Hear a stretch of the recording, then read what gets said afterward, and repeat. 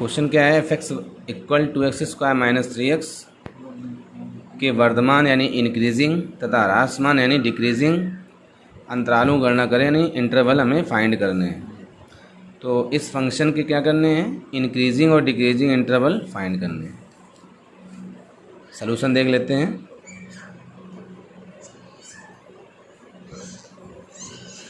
F x की value क्या है,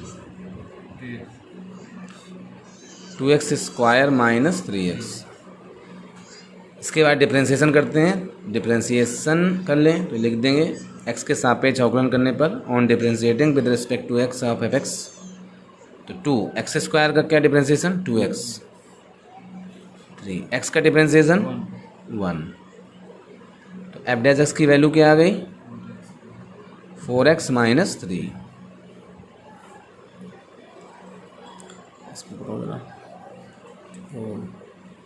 आप पकड़ लो, उधर भी लगा हुआ।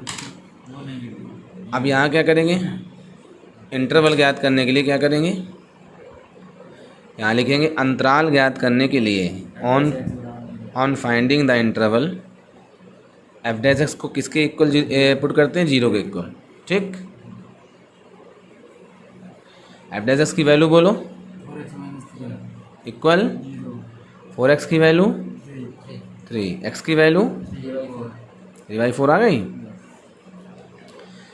इसके बाद इंटरवल बनाने का क्या फंडा है, सबसे छोटी वैल्यू क्या होती है, सबसे बड़ी वैल्यू x की वैल्यू। मान लो तुमने x की वैल्यू यहाँ इस जगह बैठा दी,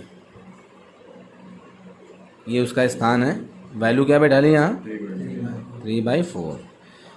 तो -∞ से गए वैल्यू तक, ये पहला इंटरवल हो गया यानी पहला अंतराल, फर्स्ट इंटरवल। फिर वैल्यू से कहाँ तक गए, तो ऐसे अंतराल मिल गए। अंतराल का मतलब इंटरवल।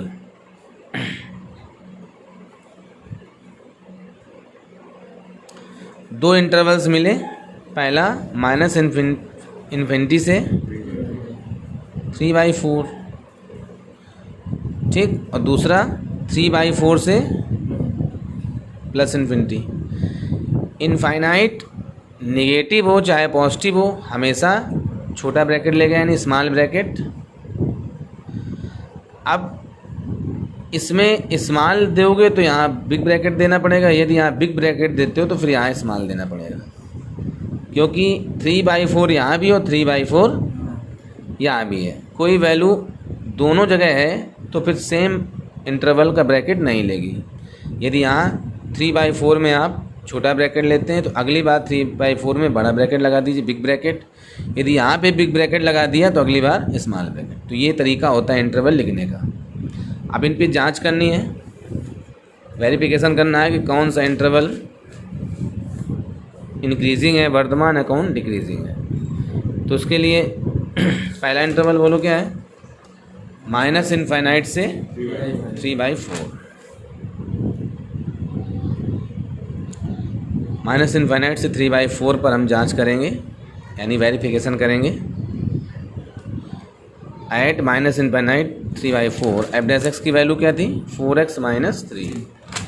एफ डैश एक्स ही हमको बता देता है कि इंटरवल इंक्रीजिंग है कि डिक्रीजिंग है।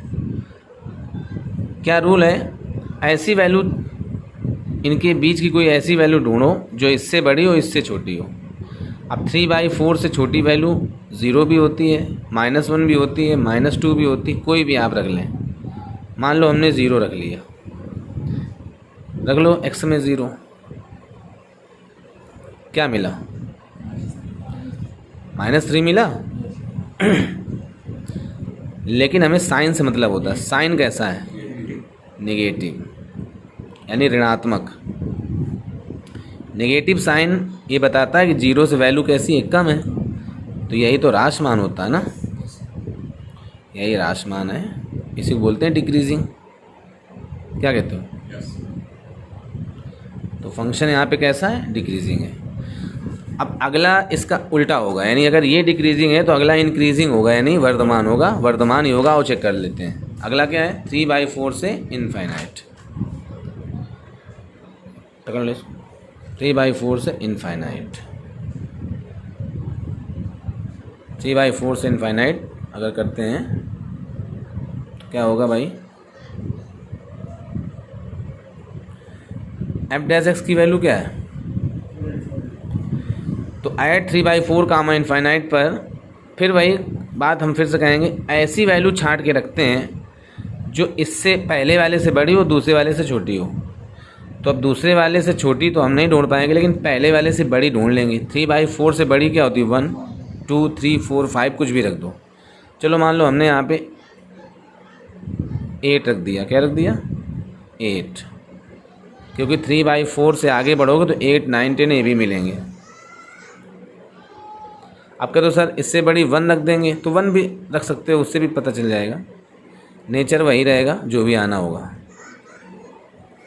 जो भी आएगा कैसा होगा, पॉजिटिव होगा।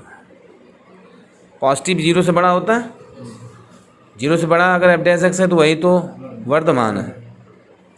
तो फंक्शन यहाँ पे क्या है, वर्धमान है, यानी इंक्रीजिंग है। अब आंसर देने का तरीका क्या होगा समझिए, एक चार्ट बनाकर आंसर देंगे। पहला क्या था, माइनस इनफाइनाइट कामा 3/4, इस पर क्या है, राशमान यानी डिक्रीजिंग, एरो नीचे बनेगा। दूसरा क्या है, एट 3/4 कामा इनफाइनाइट, या लिखो 3/4 कामा इनफाइनाइट पर क्या होगा, इंक्रीजिंग यानी वर्धमान। वर्धमान लिख लें या इंक्रीजिंग लिख लें वो भी सही है, डिक्रीजिंग लिख लें या राशमान लिख लें, लेकिन इसका सिंबल एरो ऊपर की तरफ देते हैं। ऊपर की तरफ एरो यानी इंक्रीजिंग है, नीचे की तरफ एरो यानी डिक्रीजिंग है। क्वेश्चन यहाँ से कंप्लीट होता है। ठीक।